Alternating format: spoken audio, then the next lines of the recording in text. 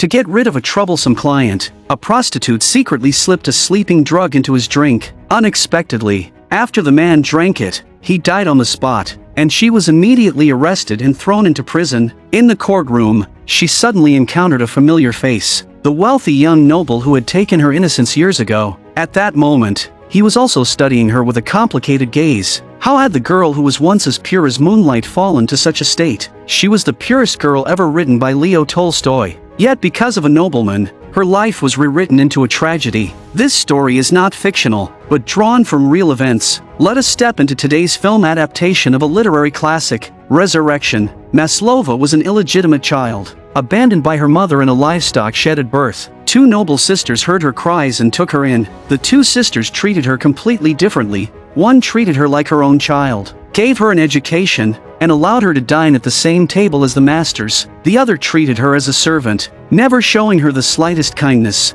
and made her start cleaning before dawn. Though she lived dependent on others, she remained pure and kind, full of longing for a better life. When she was 16, the noble lady's nephew, the young aristocrat Dmitri, came to stay for a holiday. He was in the confusion of youth, carrying the pride of a noble boy, and full of curiosity about everything around him. The two were about the same age. Maslova had delicate features, an innocent personality, and eyes filled with untouched clarity. A jet-black braid hung over her shoulder, carrying the refined beauty of a noble girl, yet her whole being radiated an untainted purity untouched by the world. She accidentally dropped a book, and Dmitri picked it up for her. This was the first time he truly noticed Maslova. Dmitri spent his days with laborers, and he could not understand why those who did no work owned land, while those who worked tirelessly every day received only meager wages. Maslova, however, said that without earning money, how could such a large farm be sustained? It was not that she did not desire land, but that after long struggles for survival, her thinking had been shaped by a system where production was controlled by the nobility. She had even come to rely on this unreasonable order as the foundation of survival. This was not a simple matter of right or wrong, but a collision between two worlds and two classes.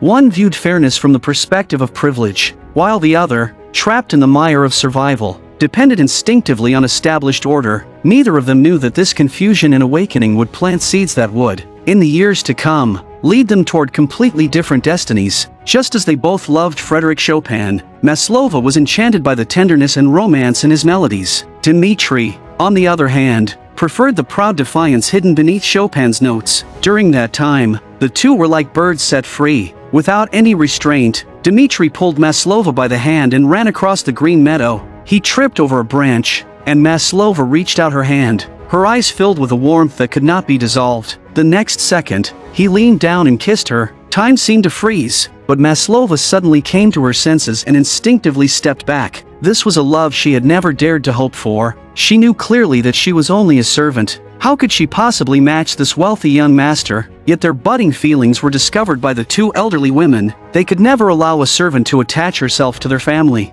and they hurriedly sent Dmitri away. At the moment of parting, as he looked into Maslova's tearful eyes, Dmitri finally understood that this brief companionship would become the softest scar in both their hearts. In the following 3 years, Dmitri changed from a young man full of ideals into a complete egoist. 3 years earlier, he had been a righteous young man with a spirit of self-sacrifice, willing to devote himself to noble causes. He had been curious about the world, and once gave a small piece of land inherited from his father to the peasants. However, 3 years later, he had risen to the rank of officer, indulging daily in drinking, pleasure, and extravagance. He even took a French woman from a colleague, and when his mother learned of it, instead of being upset, she praised him. After that, he came to believe that apart from family, all women were merely tools for amusement. That day was Easter, and he returned once again to his aunt's estate, where he saw Maslova. She had grown even more beautiful than 3 years before. The rosy face in his memory had matured, gaining a unique charm of young womanhood. When Maslova noticed him staring at her, a faint blush spread across her cheeks. Dmitri found his steps moving toward her uncontrollably. The trace of affection in his heart could no longer be suppressed, and while no one was watching, he gently pulled Maslova into his arms. Please, I beg you. Stop. Stop. You mustn't. Will you stop? Oh my God. Hearing the noise, the housekeeper rushed in. Her face changed instantly. and she cursed Maslova for breaking the most expensive porcelain in the house. Maslova fled like a frightened deer, while a surge of confusion and guilt rose within Dmitri. That night, he could not sleep. The warmth of the daytime embrace and her flushed cheeks kept circling in his mind. Suddenly, he got up, rushed to Maslova's quarters, and knocked violently on the glass. Maslova's eyes were filled with fear as she trembled and opened the door. Dmitri barged in, and before she could speak, he yanked her into his arms. His hands moved uncontrollably. Maslova struggled desperately, her eyes filled with terrified tears as she pleaded again and again. She could not believe that the pure boy from 3 years ago had now become so devoid of humanity. Like a man who had lost his sanity, Dmitri mistook her fear for shyness, and her resistance for reluctant desire. He became even more unrestrained, ignoring her pleas and tears, and used brute force to take her completely. The next morning, Dmitri softly said goodbye to his 2 aunts. Maslova hid behind a wall, anxiously waiting for him, wanting to step forward, yet unable to move her feet. Finally, as if sensing something, Dmitri turned his head for a glance, then walked back. A faint spark of hope lit up in Maslova's eyes, but he simply stuffed 100 rubles into her hand. Maslova felt a piercing humiliation in his eyes. She had never been a girl worthy of care, but someone who could be bought and used at will. Money became a transaction of compensation, and also a means for Dmitri to cover up his guilt and cowardice. Not long after, Maslova discovered that she was pregnant. In that era, such a thing happening to an unmarried girl meant shame and exile. She did not dare tell anyone. At 2 in the morning, she left home and headed toward the train station. She had heard that Dmitri's army would pass through here today and stop briefly. Perhaps just seeing him once would give her a reason to keep living. After a long and exhausting journey, the soles of her shoes were nearly worn through. She searched anxiously, but by the time the train had already begun to move, she finally saw that familiar profile at the window. That was the man she dreamed of every night. Now laughing and chatting inside the carriage, she shouted his name with all her strength, but her voice was drowned out by the whistle. Dmitri seemed to hear something. He turned his head slightly, but only casually pulled down the window. Maslova stood frozen, tears mixed with despair pouring out. She could no longer hold herself up and collapsed to her knees. She wanted to end her life, but when her fingers touched her slightly swollen belly, the warmth of that fragile life made her abandon the thought. Her belly grew bigger and bigger, and she could no longer hide it. The 2 noble old women who had once cared for her and raised her, upon learning that the child's father was their own nephew, loudly condemned Maslova for her immorality. All their former kindness, pity, and warmth vanished, and all they cared about was the family's reputation. Maslova was completely cast out from the house that had once been her only shelter. She sought refuge at a church hospital in hopes of finding work, but because of her pregnancy, no one was willing to take her in. She wandered from place to place, and eventually gave birth to a baby boy. She sent the child to an orphanage in St. Petersburg, but due to poor care, the baby soon died. This completely shattered her mental defenses. During her long wandering, she buried her shame,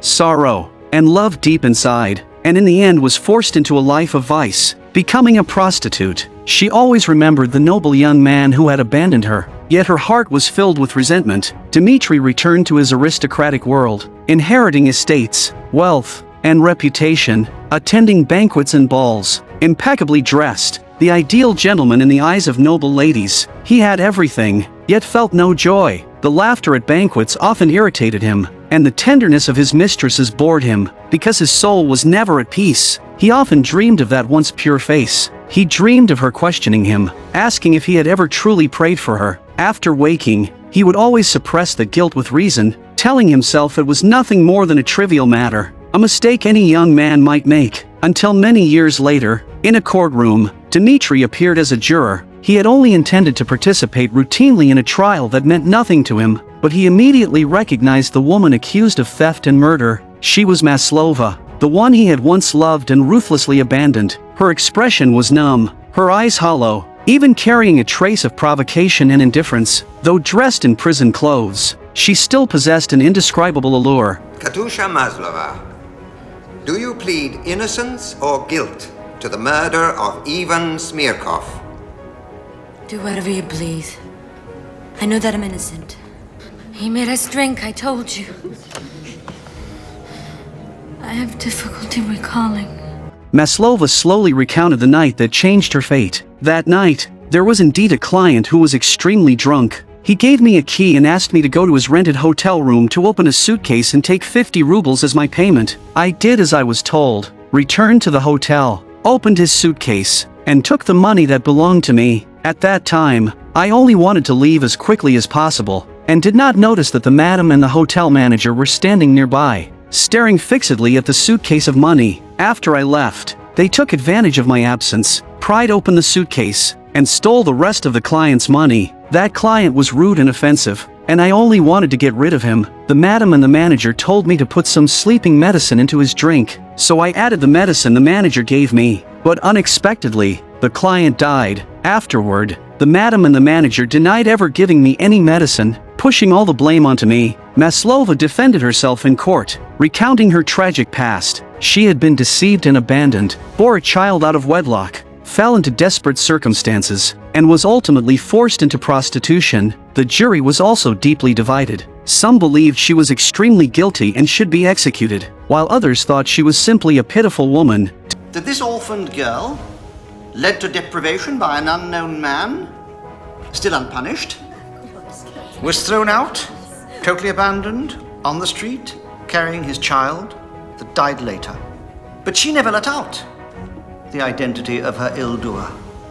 The only sign of humanity was found in a brothel. Dimitri's face turned pale. He felt an overwhelming sense of shame and guilt, as if everyone was staring at him and seeing through his disgraceful past. He wanted to look away, but could not. He wanted to pretend he did not know her, yet his heart could not find peace. In the end, the jury ruled that Maslova had no intent to commit murder, and therefore did not constitute intentional homicide. This verdict sounded as if Maslova was innocent. However, the judge and the court authorities, considering the impact of the case and public opinion, believed that releasing her directly might provoke public dissatisfaction. After all, a merchant had died because of the drugs she administered, and if she were declared innocent, people might see it as a failure of justice. Thus, under the judge's insistence, Maslova was ultimately sentenced to 4 years of hard labor in Siberia, and both the madam and the manager were also convicted. Dimitri told the judge that Maslova had been wronged and that the case must be retried, but the judge ignored him. In their eyes, people of the lower class were like ants, not worthy of equal treatment. Dimitri was powerless and could only suppress his anger. He was surrounded by wealth and temptation,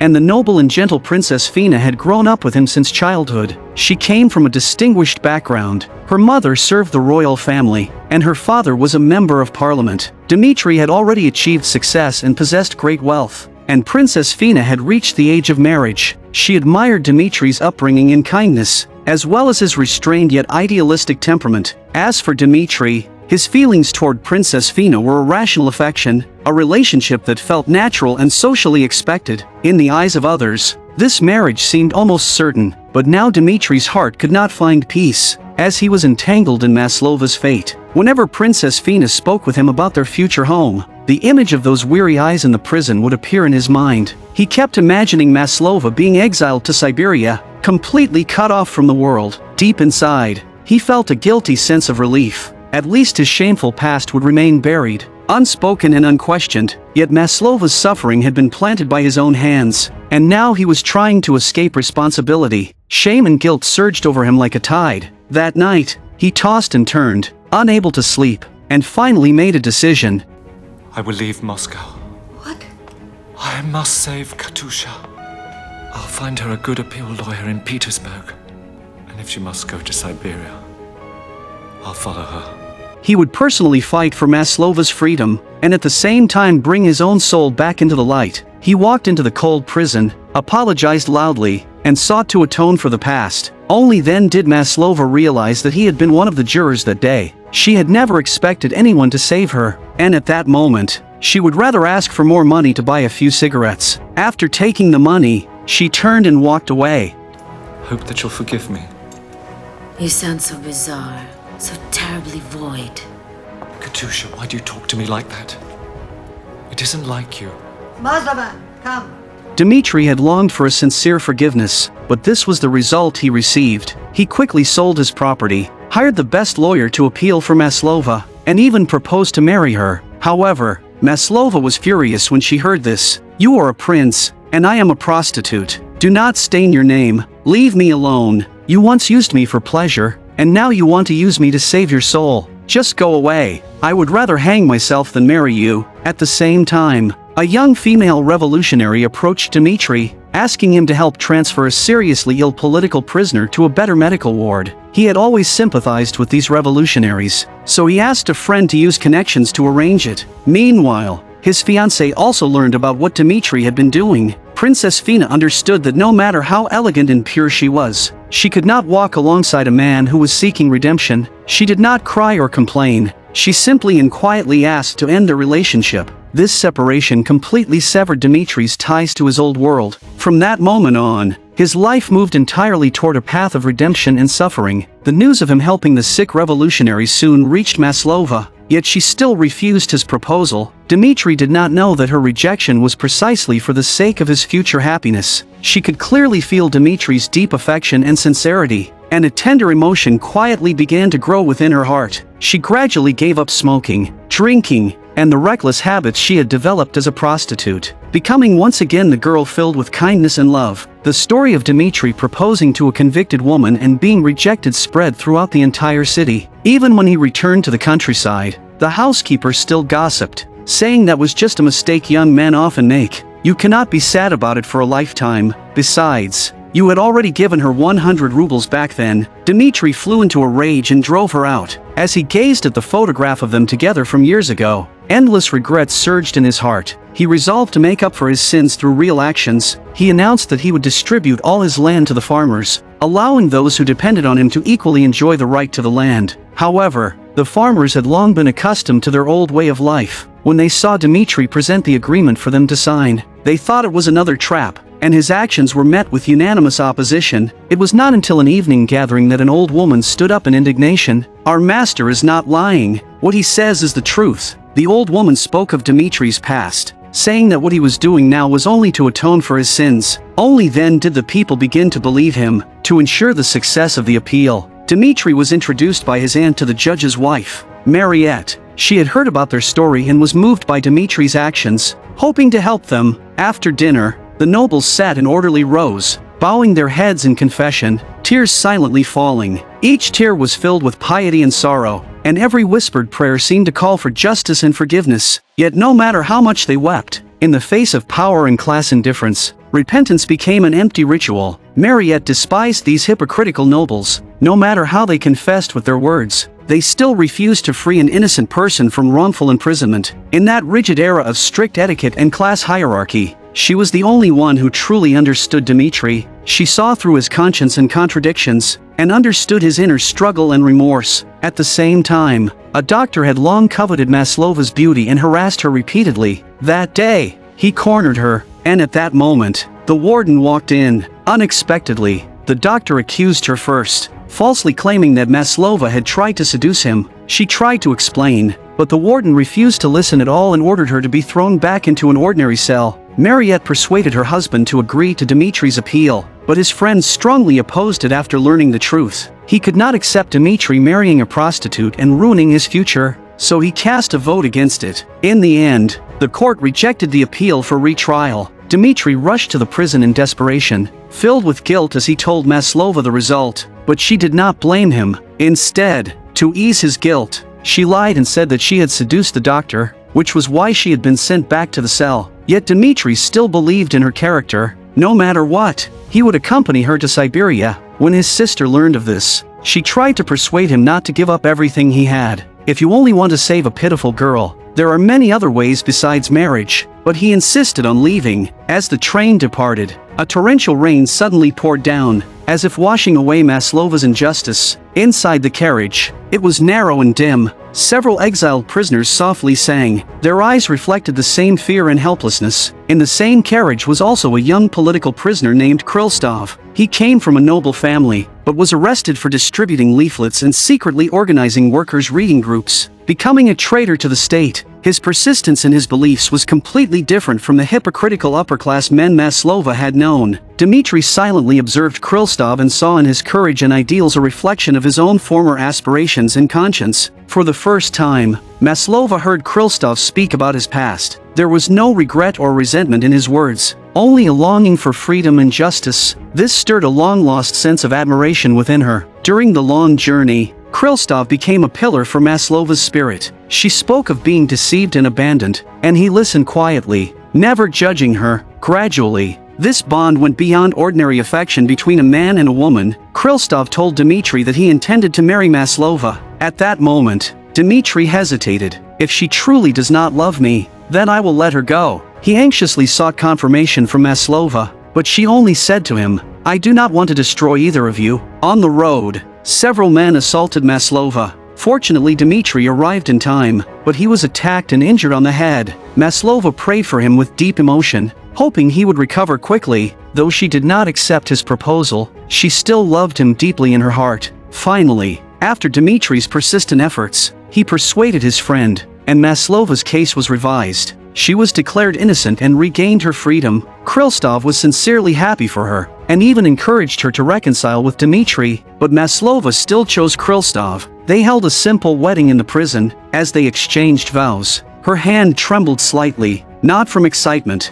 but because in that moment, another name appeared in her mind, Dmitri. She seemed to see again the gaze of that young nobleman. In those eyes, there was guilt, regret, and an indescribable deep affection. She remembered how his head had been struck and covered in blood, and how he spoke to her through the bars. That was the most painful memory of her life, and also the most tender. This wedding felt more like a farewell. She was not marrying Krylstov, but freeing herself from the past, and at the same time allowing Dmitri to achieve redemption. That night, Krylstov knocked on her door, but she pretended not to hear. Her friend saw the conflict within her heart. She said, when I look at Dmitri, marriage would be a kind of redemption. I do not want him to live together with sin, nor become a part of my dirty past. On New Year's Day, the earth was covered in white snow, and that was their final meeting. Maslova said, I have already forgiven you. I do not want to hurt you anymore. You have already done so much for me. As the train slowly departed,